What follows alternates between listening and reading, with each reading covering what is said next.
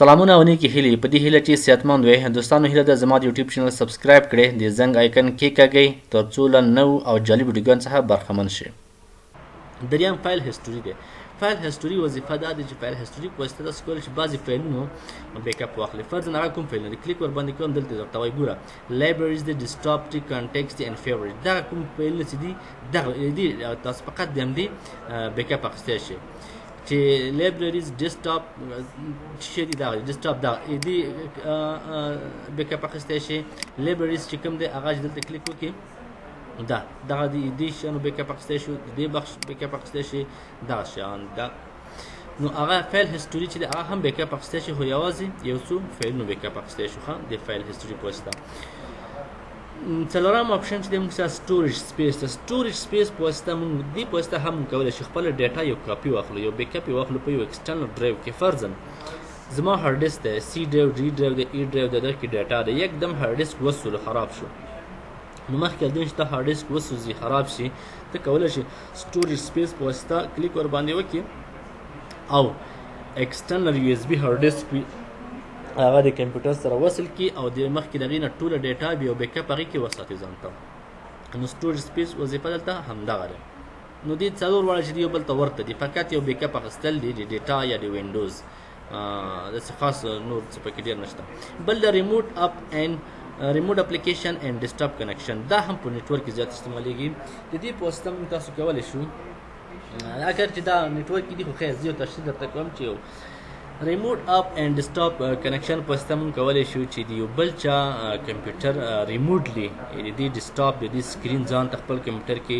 فعال کړو، ښکاره کړو چې دی څه کار کوي، موږ دلته ګورو.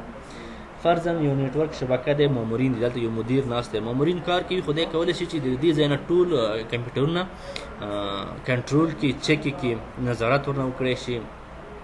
نو په دې په واسطه نیټورک چې جوړ کلیک ورباندې وکړي کولی شي ریموټلی د یو چا کمپیوټر ته داخل شي، د هغې ډیسکټاپ چې څه کار کوي هغه ټول درته دلته ښکاري خپل سکرین کې. او بل فلش پلیر دی. فلش پلیر چې دی دا کله چې تاسو کمپیوټر کې نه وي انسټال، ځینې مشکلات دا پیدا کوي چې فرضاً ځینې وخت کې تاسو یوټیوب اوپن کوئ، انټرنیټ کې یوټیوب کې بعضې ویډیو نه پلی کېږي، چې نه پلی کېږي مشکل شوي دا فلش پلیر انسټال نه وي. یا فرضاً انټرنیټ براوزر کې بعضې ویډیو وي، یعنې زیات انټرنیټ پورې مربوط دی چې ځینې ویډیو وي انیمیشن چې ولري هغه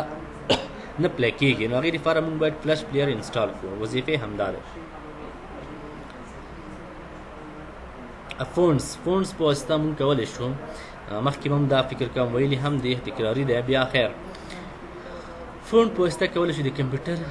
د پروګرامونو دپاره فونټ هغه لیکلو ډیزاین دلته انسټال کړو یا یې هایډ کړو، دې ځای نه جوړولی شو. فرضاً زه دلته راځم نوټ پیډ اوپن کړم، نوټ پیډ پروګرام یې اوپن کړو، دلته راځم فونټ ته، ګورئ دلته چې زه اوس وګورم یو فونټ ورکې ګورم، مثال ARIAL ایریل، ګوره ایریل فونټ چې دی دغه دی موږ سره ښه ایریل فونټ شته دی اوس. صحیح، سایز یې لږ غټ کړم، اوکې صحیح شو. ایریل فونټ اوس موږ سره شته دی. زه ورته وایم چې مثال د ایریل فونټ چې دی دا چا ته نه ښکاره کېږي، دا دې دلته نه راځي. ګوره اوس دلته شته دی، صحیح دی. کله چې کلیک وکړو فونټ ته راشو ایریل ARIAL شته دی، خو زه دا باید نه وي. څه شی کوم که چیرې وغواړئ یو چا نه فونټ هایډ کړي چې ونه شي کولی، ځینې فونټونه د لاسرسی ولري استعمال یې کړي. دلته راځم ایریل پیدا کوم، ایریل، ګوره دا ده ایریل فونټ دې شته، یعنې هغه فونټونه چې ستاسو په مایکروسافټ ورډ کې وي، نوټ پیډ کې وي، نوټ پیډ کې وي، کولی شي د دې ځای نه مدیریت کې اداره یې کړي. وغواړي ځینې فونټونه ډیلیټ کړي، ځینې فونټونه اضافه کړي ورته، او ځینې فونټونه هایډ کړي، پټې کړي چې څوک یې ونه ګوري، نو دې ځای نه کولی شي. ګوره مخکې ما ورته وویل چې ایریل فونټ و، زه غواړم دا ده ایریل فونټ باندې کلیک کوم او دلته هایډ کلیک کوم، ډیلیټ په واسطه ډیلیټ کولی شم. ښه که چیرې وغواړم چې هایډ یې کړم هلته ښکاره شي. ګوره هایډ مې چې کله کلیک کړو دا فونټ ما سره اوس هایډ شو. ګوره مخکې چې زه نوټ پیډ ته راغلم ایریل فونټ و، اوس باید نه وي. دلته کلیک کوم، فونټ ته راځم، فونټ کلیک کړو، دلته اوس ګوره بېرته سره راځم ایریل لیکم ARIAL ایریل، یو ځل کلوز کوم، بېرته راځم نوټ پیډ خلاص کړم، فون ته راشم، ها ایریل فونټ ما هایډ کړی دی ERIAL یو لکه د پلی شوی نه دی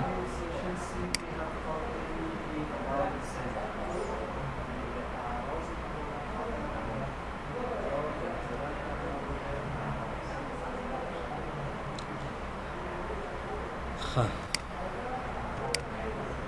فکر کوم کوم بل ځای کې هم اضافه شته ده ایریل فونټ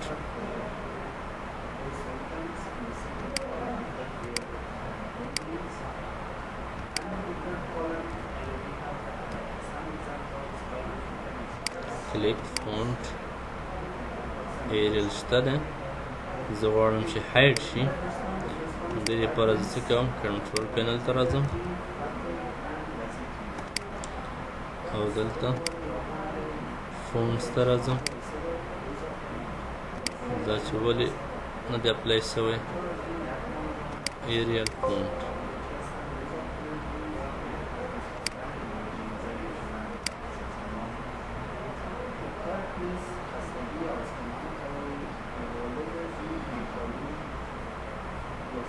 یا فرضاً ډیلیټ کوم یې بس can't delete it hide